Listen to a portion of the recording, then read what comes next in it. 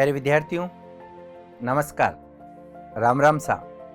मैं डॉक्टर शंकर चौधरी आप सभी का अपेक्स क्लासेज एजुटेक ऑनलाइन प्लेटफॉर्म पर हार्दिक अभिनंदन स्वागत करता हूं और उम्मीद करता हूं कि आप सभी लोग स्वस्थ होंगे, ठीक होंगे और आपका अध्ययन भी सुचारू तौर पर जारी होगा।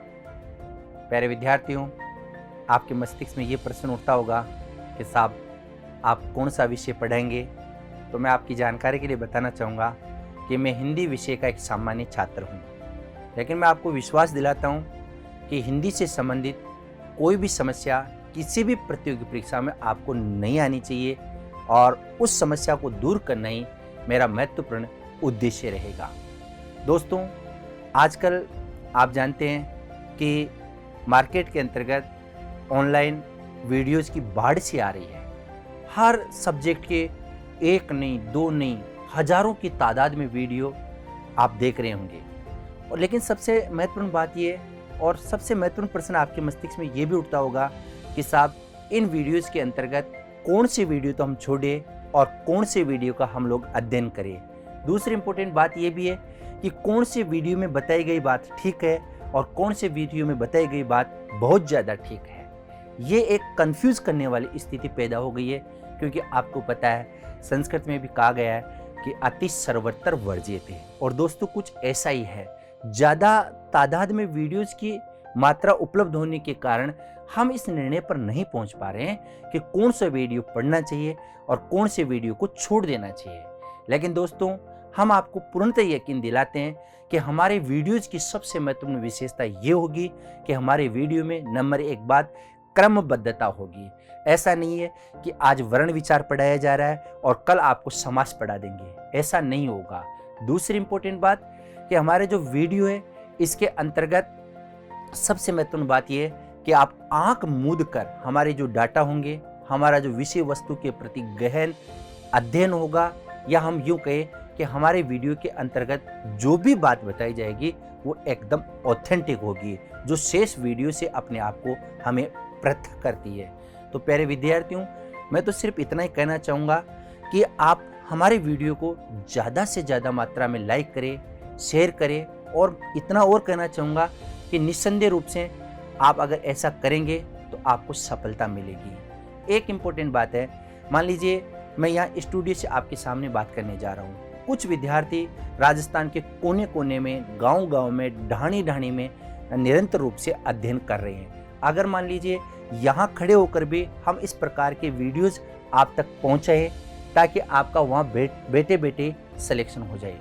प्यारे विद्यार्थियों, जहाँ हम बात करते हैं हिंदी की, तो हिंदी अपने आप में सिर्फ 2.5 वर्णों का एक शब्द है, लेकिन अगर बात करें इसकी व्यापकता और विशालता की, तो ये अपने आप में बहुत ही व्यापक और विशाल सब्जेक्ट माना जाता है। हम यूँ कह सकते हैं कि यूपीएससी और आरपीएससी, इसके अंतर्गत जितने भी प्रतियोगी परीक्षाएं होती है, जिसमें हम बात कर सकते हैं कि ग्राम सेवक है, पटवारी है, ग्रेड सेकंड है, पीएसआई है, ग्रेड फर्स्ट है, आरएस है, आरजेएस है, और यूपीएससी के अंतर्गत हम बात करें तो कई सारी ऐसी एग्जाम्स है जिनके अंतर्गत हिंदी से संबंधित प्रश्न पूछे जाते हैं। हम लोग कहीं दफे इस बात को लेकर भी कंफ्यूज हो जाते हैं कि क्या साहब आरएस के सिलेबस और रीट के हिंदी के सिलेबस में अंतर है। हाँ, ये बात तो सही है, अंतर तो है, क्योंकि आरएस के अंतर्गत हो सकता है कि जो प्रकरण है उनकी संख्या ज़्यादा हो और रीट के अंतर्गत प्रकरण की संख्या कम हो। लेकिन इतना तय है कि अगर आप एक बार हिंदी का कंप्लीट पाठ्यक्रम कर लेंगे तो हम आपको विश्वास दिलाते हैं कि आपका कोई सी भी प्रतियोगी परीक्षाओं में सिलेक्शन न हो, ऐसा नहीं होगा। हम तो ये सोचते हैं और यही मानते हैं कि यदि आप एक बार पढ़ेंगे तो निस्संदेह रूप से आपको सफलता मिलेगी। प्यारे विद्यार्थियों, हम लोग शुरुआत तो करते हैं कहाँ से?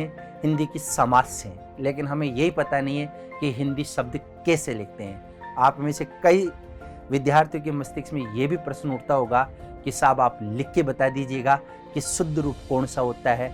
बिल्कुल, तो मैं आपकी जानकारी के लिए बताना चाहूँगा कि देखिएगा, यहाँ ये एक बहुत ही सामान्य बात है दोस्तों। ये एक तो हम लोग लिखते हैं हिंदी और एक हम लोग लिखते हैं हिंदी।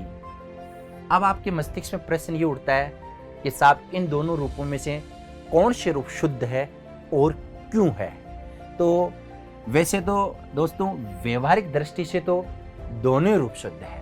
व्यवहार में तो आप कैसे भी लिख सकते, कैसे भी बोल सकते हैं, लेकिन दोस्तों अगर हम बात करें प्रतियोगी परीक्षाओं के हिसाब से तो इन दोनों रूपों में से आप बताइए प्रारंभिक सभी रूप यानी पहला रूप अधिक मात्रा में शुद्ध व प्रमाणिक माना जाता है।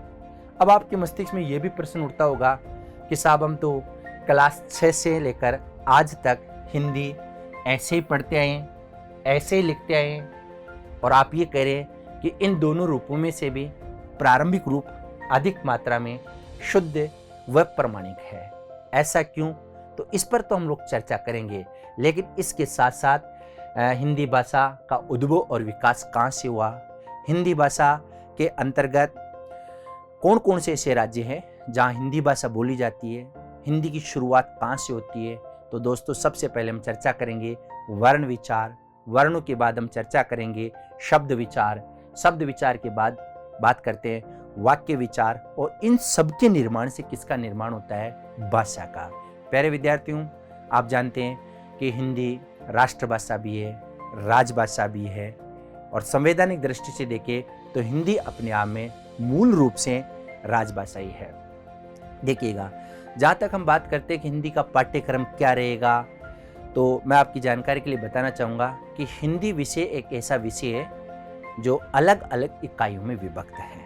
यहाँ हम बात करते हैं हिंदी के अंतर्गत नंबर 1 व्याकरण, जो हर प्रतियोगी परीक्षाओं में प्रत्यक्ष और अप्रत्यक्ष रूप से आवश्यक तौर पर पूछा जाता है।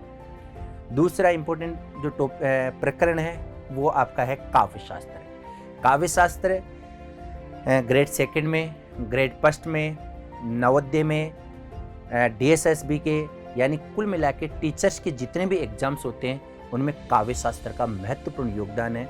और आपको ये भी पता है कि टीचर्स के अंतर्गत जो सिलेक्शन करवाने में महत्वपूर्ण भूमिका अदा करता है वो आपका काव्यशास्त्र है। तो काव्यशास्त्र भी आपको बहुत ही ब्रांडेड और बहुत ही प्रभावी ढंग से पढ़ाया जाएगा, आप विश्वास रखिएगा। इसके बाद हिंदी साहित्य का इतिहास। तो दोस्तों हिंदी साहित्य का इतिहास अपने आप में बहुत व्यापक है। अगर हम बात करें तो हिंदी साहित्य के इतिहास के अंतर्गत अगर हम डॉक्टर नगेंद्र को पढ़ते हैं, रामचंद्र शुक्ल जी को पढ़ते हैं, या फिर अन्य राइटर्स को पढ़ते हैं, तो रामचंद्र शुक्ल जी का इतिहास कहने का मतलब है लगभग 2-3 हज़ार पेजेज में होगा। और अगर नगेंद्र के इतिहास की बात करें तो उनकी संख्या भी इतनी हो सकती है। ऐसे ही सैकड़ों की तादाद में हिंदी साहित्य का इतिहास ग्रंथ लिखे जा चुके हैं। फिर आपके मस्तिष्क में प्रश्न उठता है कि साहब हम उनको कैसे याद करेंगे, कैसे पढ़ेंगे? तो आप निश्चिंत रहिएगा, मैं आपको विश्वास दिलाता हूं कि पूरा का पूरा हिंदी साहित्य का इतिहास आपको ट्रिक्स के माध्यम से समझाया जाएगा। कैसे समझाया जाएगा इस पर तो हम चर्चा करेंगे, लेकिन मैं इतना कहना चाहूँगा कि आपको हिंदी से संबंधित किसी भी प्रकरण में किसी भी प्रकार की कोई समस्या नहीं आएगी। अंत में मैं अपने शब्दों और भावनाओं को यही विराम देते हुए कहना चाहूँगा कि आप हमसे से ज़्यादा मात्रा में जुड़े और प्रामाणिकता के साथ साथ क्रमबद्धता के रूप में जानकारी कलेक्ट करें। अगेन आप सभी का बहुत बहुत धन्यवाद। राम राम सा। सब्सक्राइब करें हमारा apex classes edutech YouTube channel, साथ ही बेल आइकन को क्लिक करना बिल्कुल ना भूलें ताकि आगे आने वाले सभी यूट्यूब वीडियोस की अपडेटेड नोटिफिकेशंस सबसे पहले आपको मिले। Apex classes edutech, subscribe now.